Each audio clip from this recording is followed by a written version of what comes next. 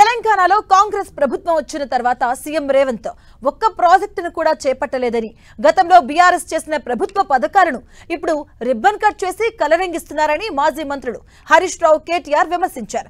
తెలంగాణ భవన్లో జూబ్లీహిల్స్ ఓటర్లతో సమావేశమైన వీరిద్దరూ కాంగ్రెస్ సర్కార్పై తీవ్ర స్థాయిలో మండిపడ్డారు.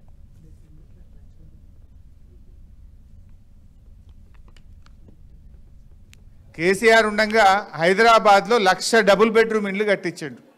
ఇవాళ రేవంత్ రెడ్డి వచ్చినాక 1,00,000 ఇండ్లు కూలగొట్టిండు. అంతకు మించి కట్టింది అయితే ఒక్కటి లేదు. ఉన్నదా? ఒక్కటన్నా ఉన్నదా?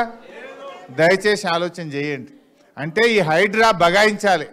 హైడ్రా బంద్ కావాలంటే కాంగ్రెస్ను ఓడగొట్టాలి. పేదల ఇండ్లు కూలద్దంటే కాంగ్రెస్ను ఓడగొట్టాలి.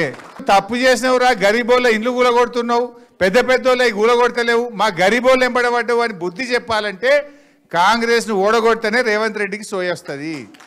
రేవంత్ రెడ్డి గూబ గుయ్యం అనిపిస్తే అందరికీ మహాలక్ష్మి వస్తుంది. రేవంత్ రెడ్డి 2 చెంపలు మీరు వాయిస్తే రాష్ట్రంలో అవ్వాతాతలకు అందరికీ 4,000 పింఛన్ వస్తుంది. కాంగ్రెస్ వాళ్ళకి తెలిసింది ఒకటే, ఓడ మీద ఉన్నప్పుడు ఓడమల్లన్న, ఒడ్డుకెక్కినాక బోడమల్లన్న.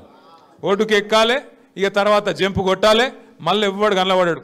డబల్ బెడ్రూమ్ ఇల్లు ఇంకా కొన్ని ఉన్నాయి, ఇప్పిమన్నారు. కొట్లాడి అవి కేసీఆర్ కట్టిన ఇండ్లు గల్లా పట్టుకొని, కాంగ్రెస్ వల్ల గల్లా పట్టుకొని అవసరమైతే నాడి వీధిలో గుంజి మీకు ఇండ్లు ఇప్పించే బాధ్యత మాది అనే మాట నేను మీకు విజ్ఞప్తి చేస్తా ఉన్నా. భయపడే అక్కర్లేదు, భయపడే అవసరం లేదు, ఎవ్వని మెహర్బానీ మనకు అవసరం లేదు. బరాబర్ ప్రజాస్వామ్యంలో ప్రజలే న్యాయ నిర్ణేతలు, ప్రజలే కింగులు. కాబట్టి మీరు ఏది కావాలనుకుంటే గది చేయాల్సిందే గవర్నమెంట్. గల్లవట్టి తీసుకుందాం, భయపడే అవసరం లేదు.